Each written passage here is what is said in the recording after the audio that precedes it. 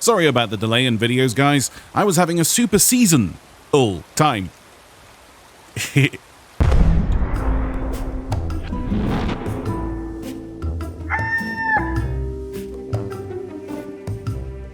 you beautiful Buccaneers, Falcore here. I hope you all had a great festive holiday, or seethed in copium. Either's fine. I just hope you managed to have a little rest, much like the game at the moment. Am I right?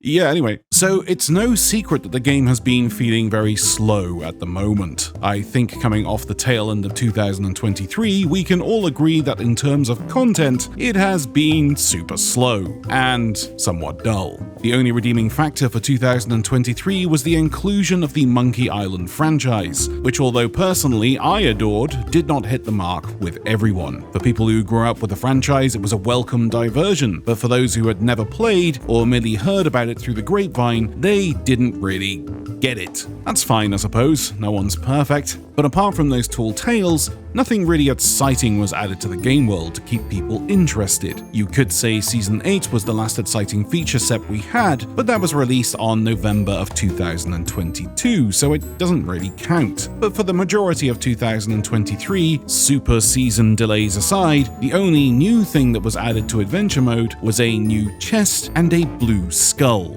Sure, we had quality of life updates to make the sandbox feel more user-friendly, but when you really boil it all down and make it as lackluster as possible, these are the only two things that change the sandbox. Hey. Get out of here, guilds! So it's kind of understandable that people feel a little deflated, especially after a 9-month delay, and the same 7 people saying game is dead and using Steam charts to back up their narrative, which is like comparing game sales for The Last of Us PC versus console, but that's fine, my dude, whatever makes you feel better.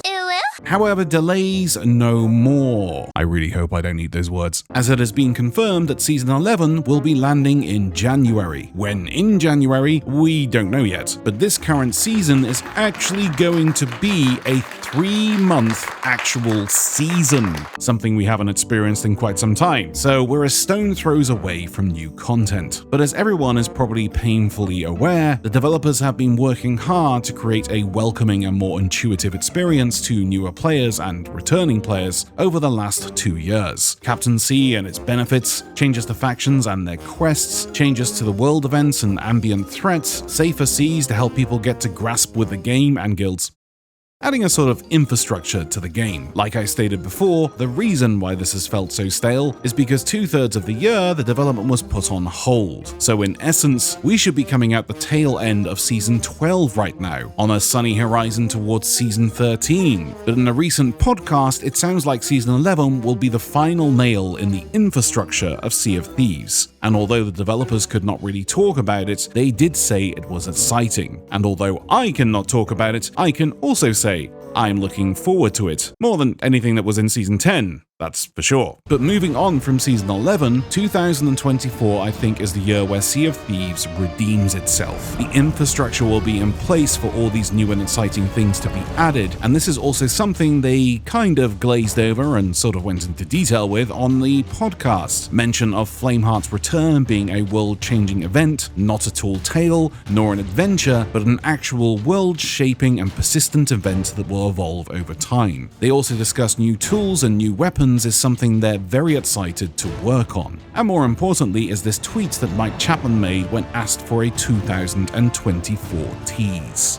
All that is gold does not glitter, both wonder and wonder are not lost. Blades of steel and fire will be crossed. From the deep a fire shall be woken, reforged shall be the blade that was stolen, shadow of fire finally being king. Now the second paragraph is basically talking about the burning blade and Flameheart, so we can scrub that bit out. But the first rhyme, both wonder and wonder are not lost, referring to the shopkeeper Wanda, spelled with an O, who was abducted by the Servant of Flame, and Wanda, spelled with an A, who fangirled Flameheart and paid the price. The ancients of old live forever, referring to, I think, the ancient warrior we resurrected. Anyone remember that?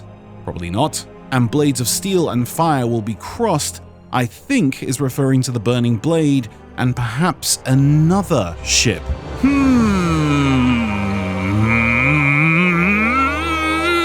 But the most important thing is, this is actually a remake of a poem from Lord of the Rings. So Lord of the Rings crossover confirmed.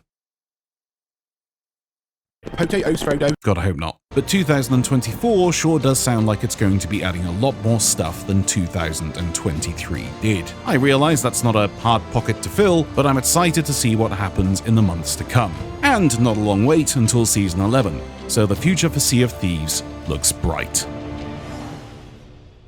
Thanks for watching, peeps, and I'll see you next time. And now it's time for... Apex Gaming PCs have been a sponsor for the channel for a long time now, and they're the perfect website to visit if you want to get into PC gaming but haven't got the foggiest where to start. Apex has also recently partnered with Bread, so if you want to finance your purchases, you can buy what you want now and pay later with Bread.